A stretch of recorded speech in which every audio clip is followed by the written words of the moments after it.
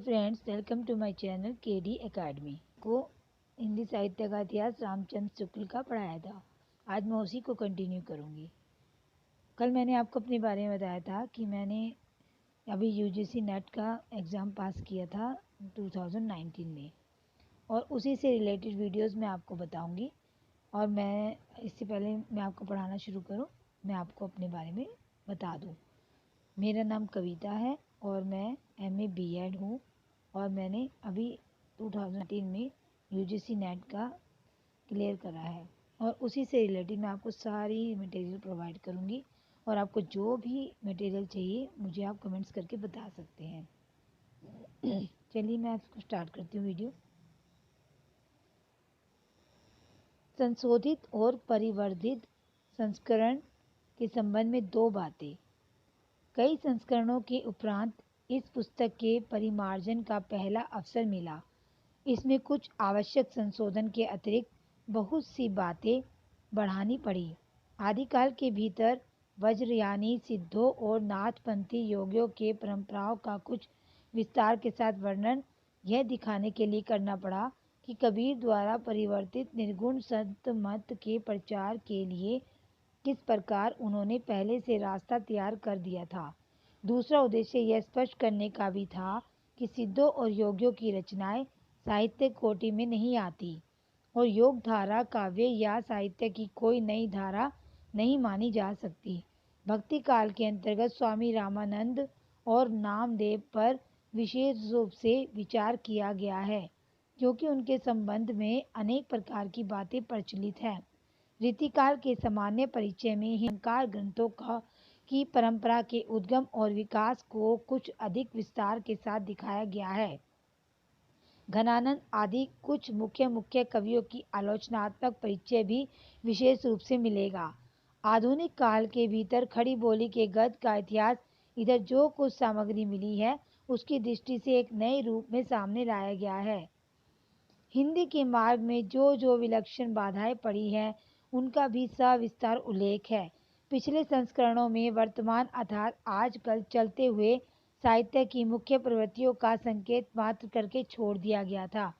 इस संस्करण में समसामयिक साहित्य का अब तक का आलोचनात्मक विवरण दे दिया गया है, जिससे आज तक के साहित्य की गतिविधि का पूरा परिचय प्राप्त होगा। आशा है कि इस संशोधित और परिवर्धित रूप में यह इतिहास विशेष उपयोगी सिद्ध होगा। काल विभाग। जब प्रत्येक देश का साहित्य वहाँ की जनता की चित्त प्रतिबिंब होता है। अब आप ये देखिए फ्रेंड्स, ये जैसे लाइन है, जबकि प्रत्येक देश का साहित्य वहाँ की जनता की चित्तवृत्ति का संचित प्रतिबिंब होता है। ये लाइन यूजीसी नेट में कई बार पूछी गई है। और आप ये देख लो, यूजीसी ये जो रामचंद्र शुक्ल है, ये लाइन इन्होंने कही है। रामचंद्र शुक्ल के जो है बहुत सारे लाइनें पूछी जाती है, इसलिए आप ये साहित्य में आपको पढ़ा रही हूँ। इसमें से बहुत सी लाइनें आती हैं जो रामचंद्र शुक्ल के बारे में पूछी जाती है कि ये किसने कही है। अब जैसे आप ये देख रहे हैं ना, जो मैंने लाइन बताई है अभी, जबकि प्रत्येक देश का साहित्य वहाँ की जनता की चित्तवृत्ति का संचित प्रतिबिंब होता है, ये रामचंद्र शुक्ल ने कही है। और ये बहुत बार पूछी गई है यूजीसी नेट में। आप कोई भी पिछला पेपर उठा के देख लो, आपको पता चल जाएगा। तब यह निश्चित है कि जनता की चित्तवृत्ति के परिवर्तन के साथ साथ साहित्य के स्वरूप में भी परिवर्तन होता चला जाता है। आदि से अंत तक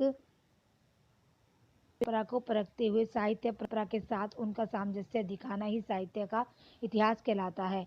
जनता की चित्तवृत्ति बहुत कुछ राजनीतिक, सामाजिक, सांप्रदायिक तथा धार्मिक परिस्थिति के अनुसार होती है। अतः कारण स्वरूप इन परिस्थितियों का किंचित दिग्दर्शन भी साथ ही साथ आवश्यक होता है। इस दृष्टि से हिंदी साहित्य का विवेचन करने में यह बात ध्यान में रखनी होगी कि किसी विशेष समय में लोगों में रुचि विशेष का संचार और पोषण किधर से और किस प्रकार हुआ। उपयुक्त व्यवस्था के अनुसार हम हिंदी साहित्य के 900 वर्षों के इतिहास को 4 कालों में विभक्त कर सकते हैं। सबसे पहले आदिकाल, जिसे वीरगाथा 1050 से 1375 तक का माना गया काल। पूर्व मध्य काल भक्ति काल को कहा गया, संवत 1375 से 1700। उत्तर मध्य काल रीति का काल, संवत 1700 से 1900 तक। आधुनिक काल को गद्य काल, संवत 1900 से 1984 तक। यद्यपि इन कालों की रचनाओं की विशेष प्रति के अनुसार ही उनका नामकरण किया गया है, पर यह ना समझना चाहिए कि किसी विशेष काल में और प्रकार की रचनाएं होती ही नहीं थी। जैसे भक्ति काल या रीति काल को ले तो उसमें वीर रस के अनेक काव्य मिलेंगे, जिनमें वीर सा उसी ढंग की होगी जिस ढंग की वीर गाथा काल में हुआ करती थी। अतः प्रत्येक कारण इस प्रणाली पर किया था कि पहले तो उक्त काल की विशेष प्रतिसूचक उन रचनाओं का वर्णन होगा जो उस काल के लक्षण के अंतर्गत होगी। पीछे संक्षेप में उनके अतिरिक्त और प्रकार की ध्यान देने योग्य रचनाओं का उल्लेख है। अब जैसे आप ये देखिए पीछे आया है, रामचंद्र सुख ज्यादातर ना उनकी लाइनों में ना ये मिलेगा पीछे। आप इससे ही पहचान सकते हैं कि रामचंद्र शुक्ल की लाइन है। आदिकाल वीर गाथा काल संवत 1050 से 1375। अब आप आदिकाल पे पहुंच गए। ये इसमें जो है 4 प्रकरण है। पहला प्रकरण ये देखिए, सामान्य परिचय। प्राकृत को अंतिम अभ्रंश अवस्था से ही हिंदी साहित्य का आविर्भाव माना जा सकता है। उस समय जैसे गाथा कहने से प्राकृत का बोध होता था, वैसे ही दोहा या दुहा कहने से अपभ्रंश या प्रचलित काव्य भाषा का पद समझा जाता था।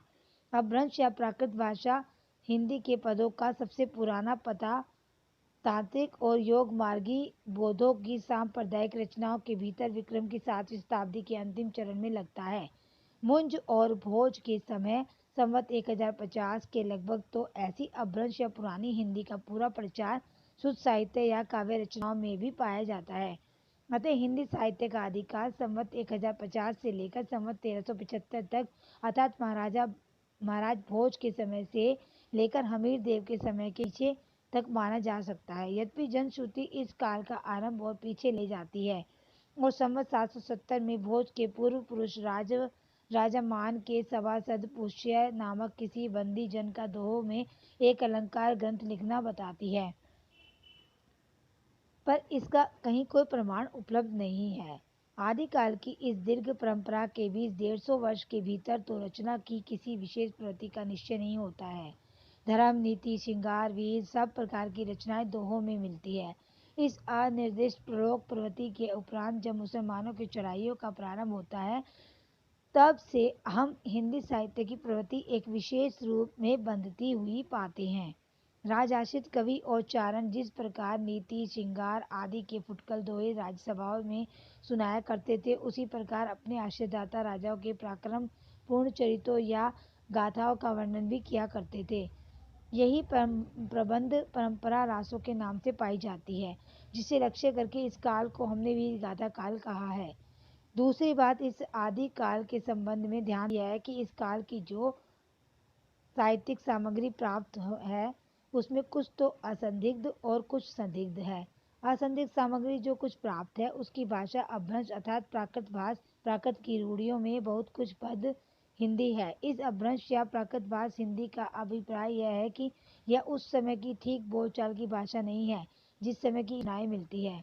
यह उस समय के कवियों की भाषा है। कवियों के काल काव्य परंपरा के अनुसार साहित्यिक प्राकृत के पुराने शब्द तो लिए हुई हैं, जैसे पीछे की हिंदी में तत्सम संस्कृत शब्द लिए जाने लगे, विभक्तियां, कारक चिन्ह और क्रियाओं के रूप आदि भी बहुत सौ वर्ष पुराने रखे हैं।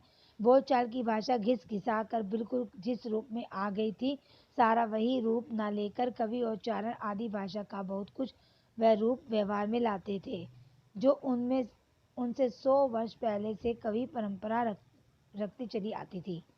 अपभ्रंश के जो नमूने हमें पदों में मिलते हैं, वे उस काव्य भाषा के हैं जो अपने पुरानेपन के कारण बोलने की भाषा से कुछ अलग बहुत दिनों तक, आदिकाल के अंत क्या उसके कुछ पीछे तक पोथियों में चलती रही। विक्रम की 14वीं शताब्दी के मध्य में एक और तो पुरानी परंपरा के कोई कवि, संभवतः सारंगधर, हमीर को वीरता का वर्णन ऐसी भाषा में कर रहे थे।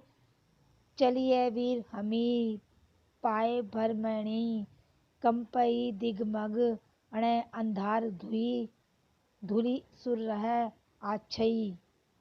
अब जैसे ये पंक्तियां हैं, ये भी इस तरह पूछी जा सकती है कि ये किसकी है, तो ये हमीर रासों से ली गई है। दूसरी ओर खुसरो मिर्जा मियाँ दिल्ली में बैठे ऐसी बोलचाल की भाषा में पहेलियां और मुकरियां कह रहे थे। जैसे खुसरो के एक नार ने अचरज किया, सांप मार पिंजरे में दिया, ये खुसरो की लाइनें हैं। इसी प्रकार 15वीं शताब्दी में एक और तो विद्यापति बोलचाल की मैथिली के अतिरिक्त इस प्रकार की प्राकृत भाष पुरानी काव्य भाषा भी बनते रहे। बालचंद बिज्जा वही भाषा, दुहु नहीं लग गई दुज्जन हासा। और दूसरी ओर कबीरदास अपनी अटपटी बानी इस बोली में सुना रहे थे। अगिन जो लागी नीर में, कंदो जलिया झारी, उत्तर दक्षिण के पंडिता रहे बिचारी बिचारी। सारांश यह है कि अपभ्रंश की यह परंपरा विक्रम की 15वीं शताब्दी की मध्य तक चलती रही।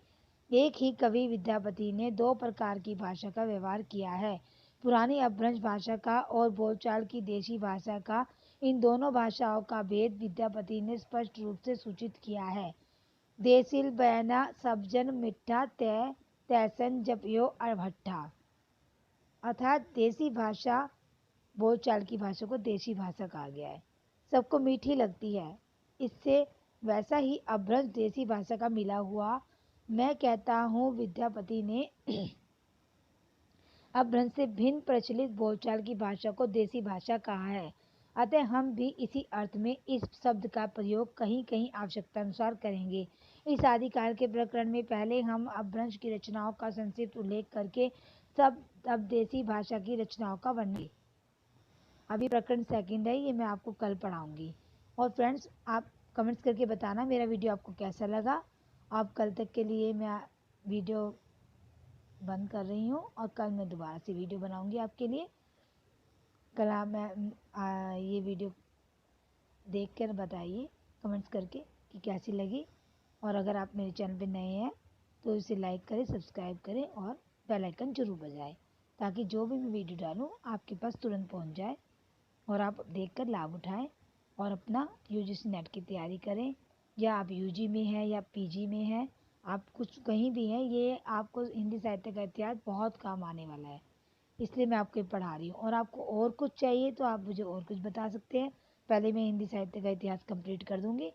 अगर बीच में कुछ आप पूछना चाहते हैं तो मैं आपको उसके बारे में भी बता सकती हूँ। ओके बाय, कल फिर मिलेंगे।